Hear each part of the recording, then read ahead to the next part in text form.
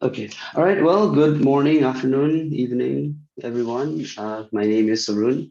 I'm going to give a talk about SQL to REST API. A few of the objectives are like when I first got started as an engineer working with the REST API, it was one of the like, why do we have to do it this way kind of a moment for me. I thought it was going backwards. And then in 2020, the Census Bureau, the US Census Bureau started publishing all of their data through the API. Before they used to have this thing called the American Fact Finder, where you could select your data filters and just download the CSV or Excel files with all the formulas and charts already there. But with the API, it seemed like it was going backwards, but it wasn't. And I did this talk once to my colleagues who are mostly economists to say why API is a better way of communicating to a database or getting data from an external source. And then I talked about this with a team at the Data Science Dojo, and they thought it would be a good topic. So that's why. So this is for that's the objective of the thing. So we'll go through a little bit of SQL, just like few select statements and filters for people who haven't may not have done SQL before, and we'll go through some of the formats of the REST API with the endpoints and query parameters, and we'll see how they join, and we'll see how the output of each of those look like. So a little about me. My name is Sarun. I did my bachelor's degree in computer science from University of New Mexico, and I started working at the Bureau of Business of and Economic Research is a department within University of New Mexico. I was already working there as a student employee since 2017, and then when I graduated in 2019, the position was open, and I transitioned into a staff, and I worked there until 2022. Now, right now, I've been providing data science services through my own firm, and I still work for Beaver as a contractor. That, and I'm also working on getting my Trekker's license guide. So, hopefully in the next few months, I should be a licensed guide, and I can take you up to the Himalayas if you're ever. So I have a few introduction to data kind of section just to ease into this presentation. Like there's nothing like we don't already know about these. So data like is everywhere. There's qualitative data, quantitative data. Some of those data are physical. Some of those start off as with surveys, like most of the U.S. Census Bureau. They mail out surveys. You fill them out. Some of them are high tech. Some of them are still based on paper. So we have daily interactions with the data. We generate data with every steps or every heartbeat these days seems like, and most of the businesses use this to extract information for themselves. So, okay, as we talked about this, so there's like even though we're not generally generating data like directly filling out a form, just by interacting with the world around us, we will be triggering some sensors, or your face will be on a CCTV camera somewhere, or your GPS tracker on your phone will be constantly pinging where you are. Then that also generates data. So like, data is mostly everywhere and is created too much. So one of the most common ways to organize this volume of data is, among many others, is a table. It's a table with rows and columns, and normally a column represents a feature of what you are tracking. Like if it's a GPS, it could be a latitude or longitude or timestamp or this. And a row of data normally indicates an instance of the data. So for your tracking at time number 5 versus 6 versus 7. And we use tables because it's structured and it's mostly commonly used, but there are also other formats. And the table is not the best way for many case scenarios. But for this talk, we're just talking about how the data retrieval goes. So we'll just assume most of the data is in the table and use that, but also knowing the fact that it is on the other way. So once it's on a table, we can put it on a database, and mostly SQL database, Oracle databases, and they help us query data properly. And since the entire database has been built to retrieve data in and out, they are very efficient at doing this. They don't have to pull the entire data into the memory before they send it out. They can selectively choose memory, even though your database might be petabytes, but you don't need that much of memory to be working with it on the active memory. Your database is efficient enough to selectively get the data. So we use databases for that. So So you can store, retrieve, update, and manage the data on there. And so the structured query language, SQL, is the language that the database understands. So you can select, which is reading data from a database, insert is adding new data, update is appending something on a data that already exists, and delete is deleting maybe an entire database, entire table, or just a record of the database. And mostly SQL, if you haven't done this already, mostly reads like English.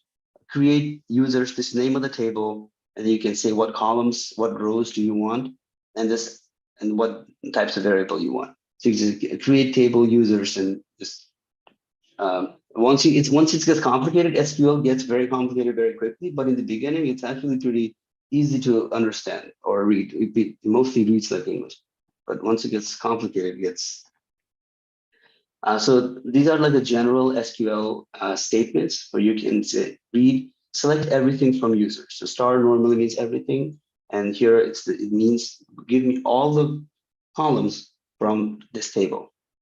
Then you can say insert users into where the values are this, and then you can update the existing data. So the name might have been something else before. You can update that to John, or if you delete a data because you don't have a user anymore, or whatever the case may be, you can delete. So that's how you delete the data.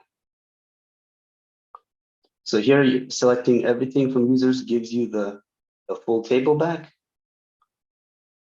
and inserting into this, you would have to have known in the previous slide, there was no entry for John, and now there is. Then you can update, which updates. And then you can delete based on the ID, and then the user is no more. So as data scientists, we typically, at least on the class for the data science, we typically do, okay, what kind of data science algorithms we're going to be using? What kind of modeling are we going to be doing? Are we going to be doing any dimensionality reduction or not? Are we going to, what are the parameters we're going to use for our model? So these are the kind of things that data scientists mostly tend to think on. So, which means as far as data, we assume that data is in the database, and then we pull and run our models on top of that. But we still have the to work in getting the data. So from now on, we'll just focus on the select part of the SQL statements, because that is what we do mostly there. But also, like, I'm sure some of your work may demand you do updates to the database. But for now, we will focus on reading data from a database. So this is like this is the simplest form of a select statement. It is just give me everything from a table. And we're using that table COVID-19 here because on my work, we use to track these numbers for, and almost everybody remembers COVID. And so you can say, you can progressively add this where you say select star from COVID, where now you're giving it a clause, you're giving it a filter. Don't give me everything, give me only where this statement is true, where the area type is 00. Well, 00 here means the entire United States, versus you could have had only for New Mexico or only for other states. This is counting global, not global, this is counting the whatever the data metric is for just the entire US. Then you can change this as long as you have to. You can only give me all of the US and all of 2021. So that way you don't get this entire data back. You can filter the data. And this is the essence of the REST API as well. So you can build these, and you can see how these are related to the API structure, the REST API structure. So you can have a mental model between the REST and SQL. So I have like this is a Postgres database where I have already pre-written all these SQL statements. I need to remove this panel. You can't see this, but here I'm doing this. Okay. Yep, we can see this. I know you can't see me dragging the panel because I can't see the button. The button was behind the panel. So here, the double dashes on SQL means comment this out. So don't run these codes. So everything that you see on the green is not running. So you can see select star from COVID brings us 2,163 records. And this has the date, time, and then has the data actually is tracking total cases, new cases, total deaths, and new deaths. So that's what it's tracking here. And then now we can say, instead of giving everything, which is 2,163 records, only give me the ones for US, because this tracks for US and New Mexico. This is primarily for New Mexico that when we built this. But now you can see that it's almost cut in half because we eliminated all of New Mexico data. And then you can see when COVID was there for, seems like forever, but now if you only need the 2021 data, you can see the data count goes from 1157 down to 300. So that's, you can add more filters, as many as you want for these, and you could get even lower. But that's where I'll end, because now you understand you can chain as many as you want. So far with these 3 demos show you how do you filter the rows.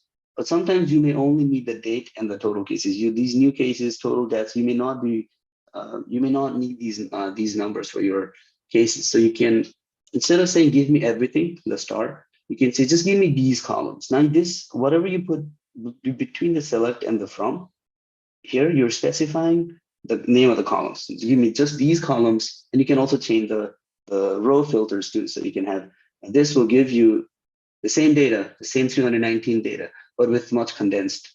It's ignoring all the other columns that you haven't put on here.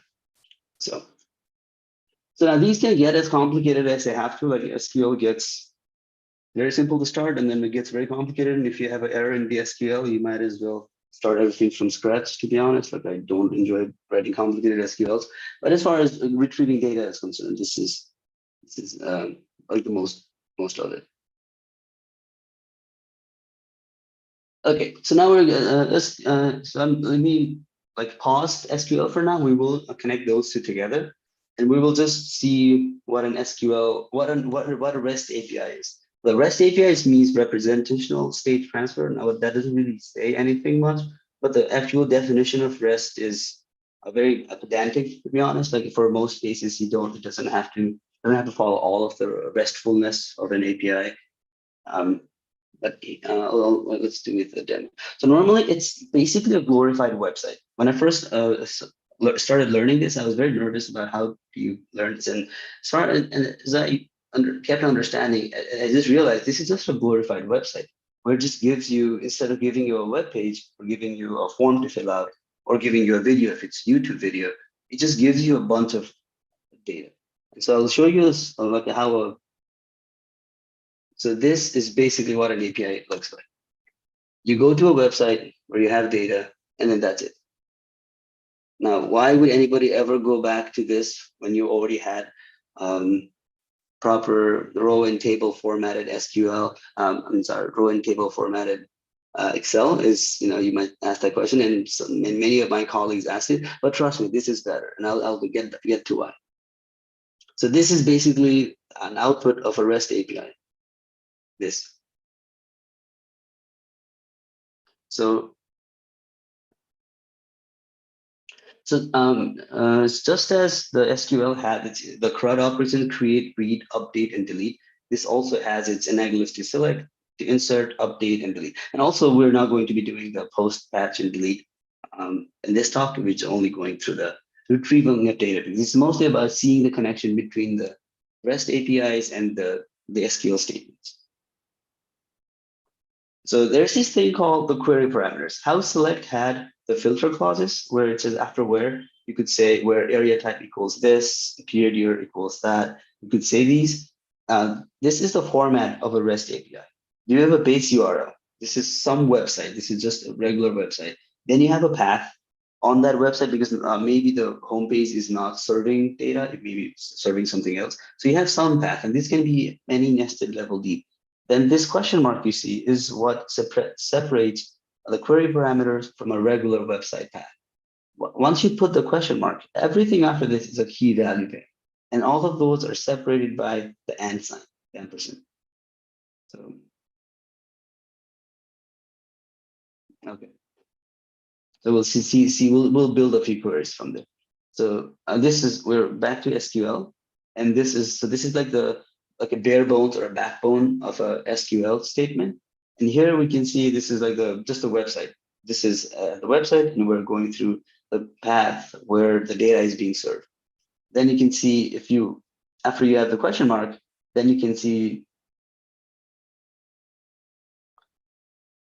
So basically this. So whenever you go through a REST API and then you're adding the parameters here, mentally you can think that you're just plugging these in like one by one in here. Now it does not work like this because the world out there is full of hackers. So if you just blindly put there, they can just hijack this into SQL injection, which means within this 0, 0, they can type another SQL command, and now you're giving. So I mean, there is a layer of security before this happens, but you can. This is safe to assume that this is what happens at the end of the day.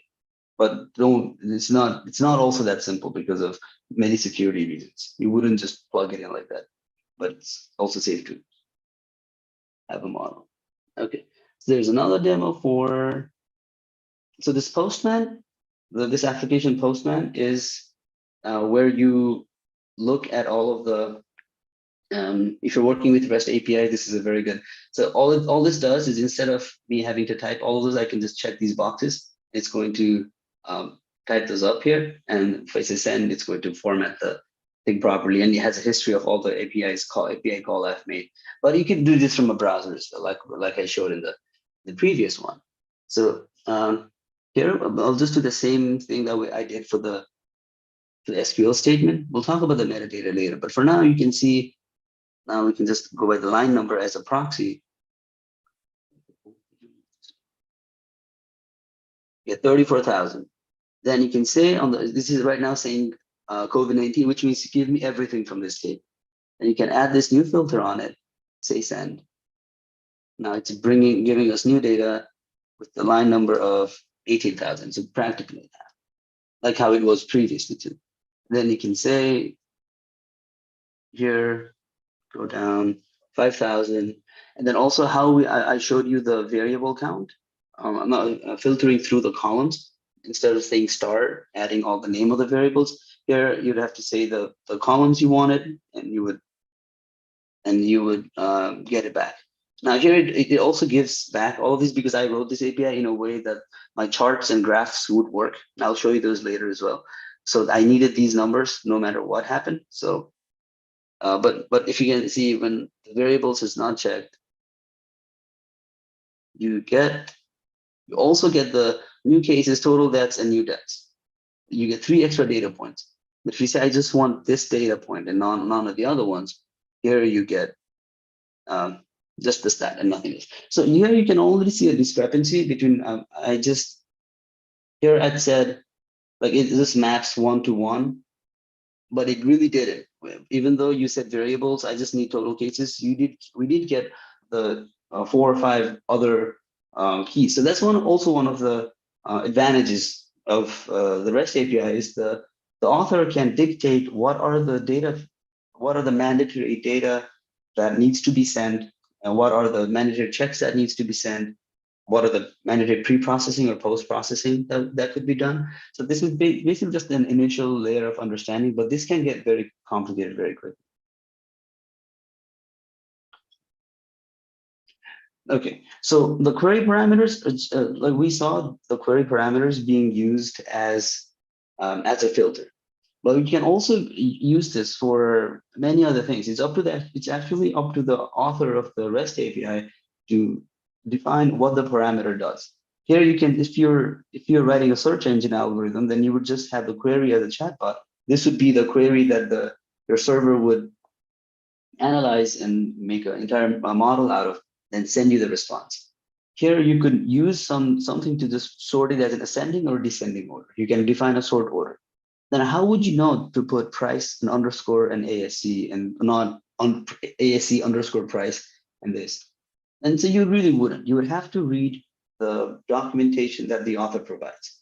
So this is also one of the other things that there is really no, there are a few guidelines that the RESTful API dictates, but it's actually for semantic things like these. What do you put here? How do you do this? It's really up to the author, and you really have to read the documentation and say, okay, but another author may have put another documentation, or the orders could have changed, and you have no control over this. And mostly people will agree upon or do something that's already agreed upon by the industry, but that's a big if, and mostly not going to happen. So you have to read the API documentations, and there you'll see what are the parameters, um, what are the values that you can put in, what are the things you can do. So it mostly depends on the, like I said, the documentation. So you can also authenticate users. I mean, all of these are public, like the University of New Mexico, the API I just showed you for COVID, we publicly have the data available for people to use in their own research, just to look at the graphs. But sometimes data is not, also has value. You may have some rate limits, as in you can only look at this data for like 3 times a day, 4 times a day, like how ChatGPT, these days you could only send like 25 questions per hour or something to not have their servers be hammered. So at that point, they use something like a token or a user ID to identify you as a user and say, all right, you've used this too many times. Or in some cases, you don't have access to look at this data.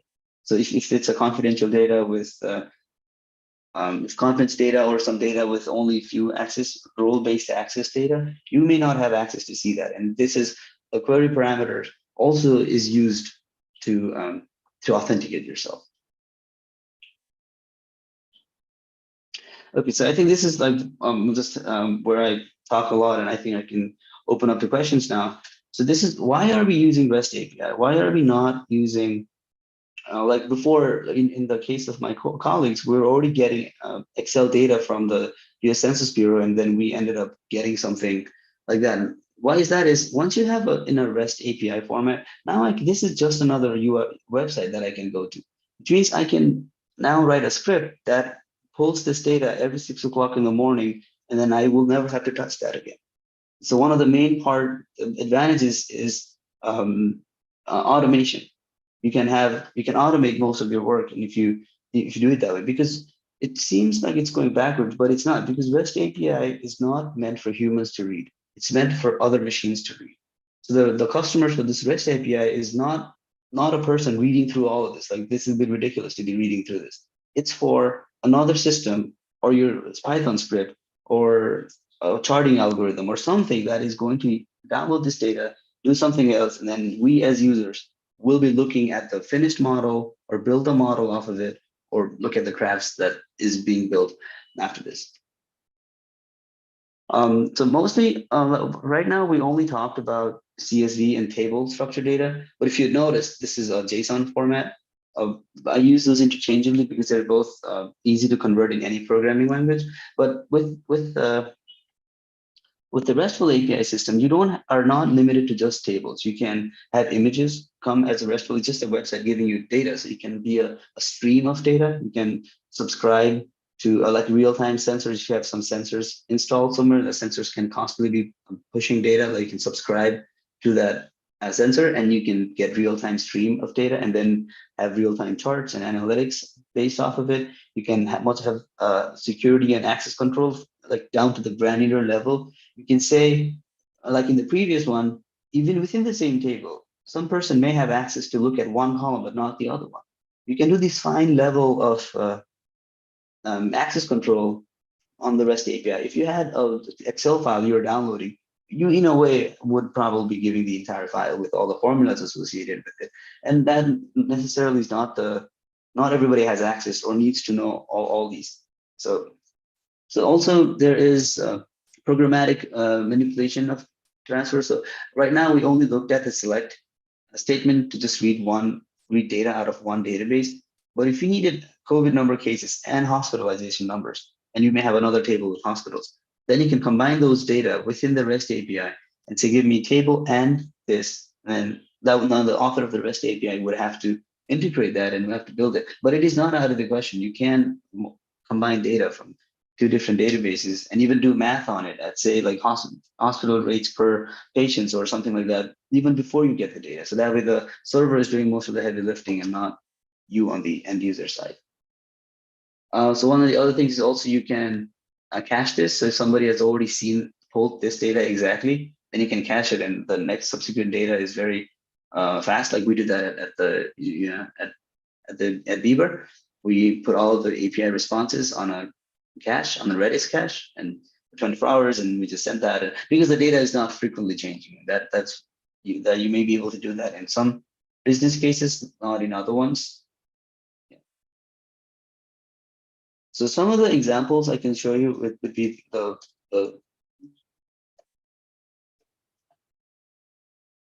this is our website at the university where we're using we use this API, but also we're also consuming our own API. So if you look at the economic indicators, and so all these charts are being built from that API. And if you download the data, you can actually see the API endpoint. And if you go through that, you can see that the raw data. This is so now you can see this chart is the customer for the data, not the person. The person is actually looking at the build chart. So this is visualizing the data in a way, and like the data. So I talked about combining data from two different databases, and we do that here. We have this product artist where now you can have the economic data combined with the map data. So if I look at the API for this, shapes. Now let's use Postman for this.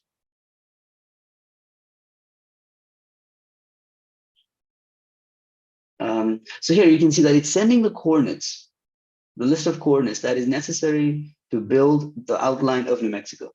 And then on top of that, it's sending the data, so the gross receipts or the tax collected, and all the other economic data associated with it. And this application here is drawing it. It's using that information to visualize the data, and then this is much better.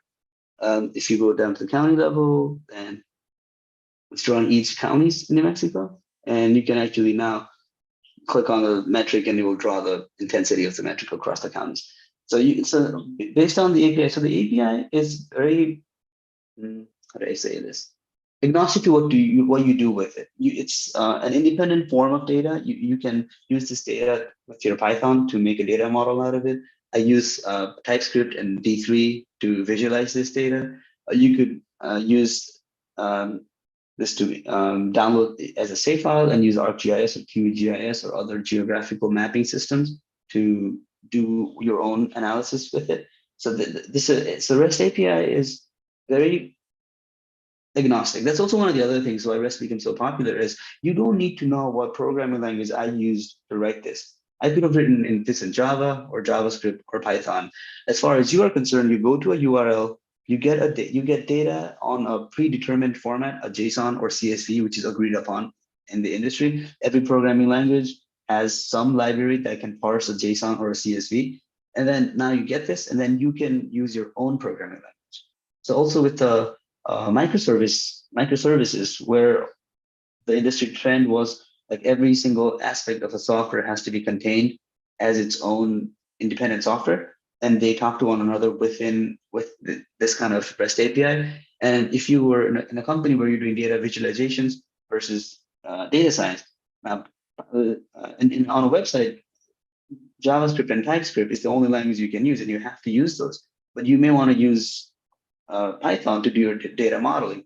Now you can't dictate one over the other because there are two programming languages that are best in their both worlds. So you can use Python models on server that does the data science work, serve the data as on a REST API in a JSON format, and you can use D3 or TypeScript to visualize that data so that you don't have to compromise on what programming language wins for the overall business case scenario. It could be done on a case-by-case basis.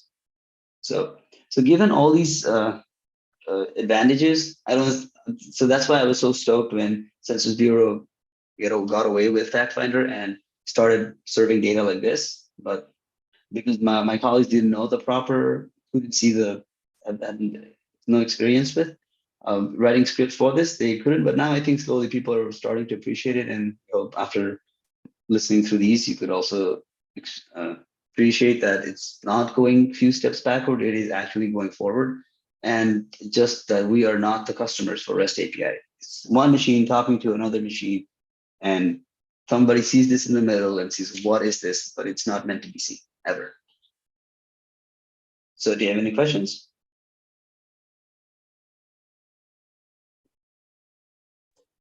Hey, thanks, Arun. Yes, we do have some questions. So let's start with Let's start with Omar, and I think you may have answered this in your talk, but I'm going to ask it anyways.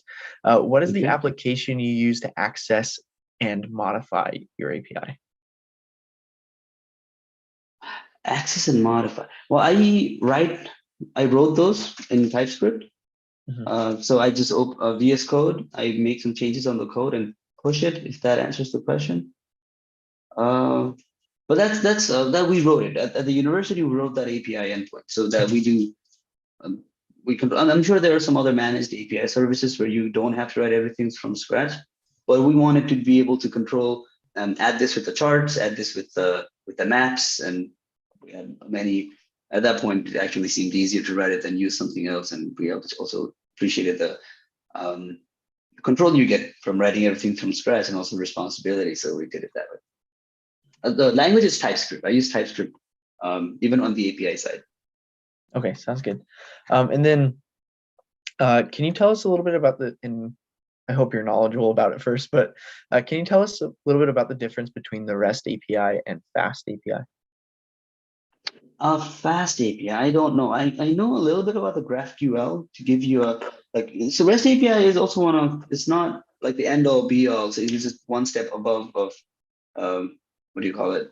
The giving individual files from Excel. But there's GraphQL, which is an entire structured query language. I mean, it's fairly complicated, which means you have to define all of the data and you have to know how the database is laid out. So you can say, give me this row from this table, but not this one. So give me these columns from this table, but not these ones. And you can say, once I get the data from table number A, give me the users from that have something else from table number B and table B, and then you can generate this entire query, and then you can send and get it back. So that is GraphQL, and I did try to implement GraphQL at one point. That's why I know about these, but seemed unnecessary for our cases. Mostly the data is practically disconnected, and our customers, if they want data from two tables, they'll just send two API requests, get the two data, then combine themselves, because everybody wants to combine it in a unique way. Okay, and can you explain a little bit about the statelessness constraint in REST? How does it impact scalability and reliability of APIs? Yes, one of the RESTful is that your requests have to be idempotent, which means when you send a request and if you mistakenly send it twice, the second request should not make a difference not make a difference. For instance, if you're saying, give me the data for table number, like say for instance, give me let's just say this, you're asking data for the COVID numbers. If I run it, no matter how many times I run it, it gives me the same thing and nothing happens on the server. So this is idempotent. It does not change anything. But if I was deleting some data points, and once if I delete the second time, hopefully what I was trying to delete should have already been deleted. So the second command will not do anything if you've written this properly. You should say I will delete the record with ID number 55. And the first record or the first query already deleted it. By the time you get to this, if you resend it again, the browser refreshes, or however, if you resend it, it should not find record number 55 because the first command should have deleted it already. So that is also, that helps with the, so that is idempotent. Now, what it means to be stateless is you as a front end receiver of the server has no memory of what it sent to everybody. So you will, just because you asked this does not mean next time it should give you something different. It shouldn't. It should be the same. It should not remember any state. That is the statelessness of it. To put it properly, hold on, let me think about this. Yes. So when you're sending a REST API, if you want some data with your ID, you've already logged in. Mostly REST APIs comes under web applications where you've logged in. If you're already logged in, then you send in your username and password to the server. The server validates you get a token. Now every single request should have that token. Otherwise, the server will have no memory of you logged in. And that's where things like the JSON Web Token and JWT come in, where you authenticate and match a cryptographic hash. But yeah, that's a statelessness. I don't know if I could answer that properly. I was not very articulate, I don't think, but. No, we'll get there. If that answered the question, Um, good. If not, if you have any follow-up question, I'll be happy. okay, sounds I'll good. try to articulate it. I know these things, but No, I feel you. I've been having a tough time this morning just getting words out, right? morning. Yeah, my morning. You're a lot later than I am. Yes. Um, so going back to those graphics you were showing us on the University of New Mexico's page, um, Mm. do you know uh, what those graphics or visualizations were using to be created? Like, is it D3 or something else? Oh, D3, yes. D3 on TypeScript. But with JavaScript is type. So D3.js. So this is the library that we use in the department. D3.js. D3js.org. You can make fantastic library visualizations with it. This alone could be another data visualization topic, but Mhm. Yeah, and I think we have kind yeah, of another question that just got asked, and I think it's just coincidence that we happen to show this. But this person wanted to know, in a high level, how did you combine the ArcGIS API and the census data API to create a web map app? oh, okay. So on the database side, we have a row and column. So we use PostGIS, which is we use Postgres database, and Postgres has this PostGIS extension you can download. Then you can just import shape files and ArcGIS files into the database, and you'll remember it as an ArcGIS file. It will remember it as a geography file. So it will preserve all the shapes and everything, and that's the part of the extension doing most of the work. So when I retrieve the data, I send in I do a join statement on a select. So the state so both of these are laid out with the same primary key for the geography. So the state, what county, what type. So here you can see state code, area type, and area code. These three make every single geography unique. So this is within New Mexico. 04 is for counties, and then the code 59 is for Bernalillo County here is 0001. So this makes it unique, and also the data record for this also has these three records. And once you combine them, then that's how I do a join. Okay, perfect. And then I want to call out, and Sarun, these aren't questions for you, but header, I saw your question about deciding between HTTP GET, post, put, patch. Sam put a great response in the chat for you, so Thank you. Sam, thank you. And header, if you can just read that, I think Sam does a great job of explaining it. And then Malika, explaining beautiful soup. We actually have a good tutorial on that. Ali, I know my colleague Ali is somewhere out there. Ali, if you can throw that in the chat for Malika, I think that will help.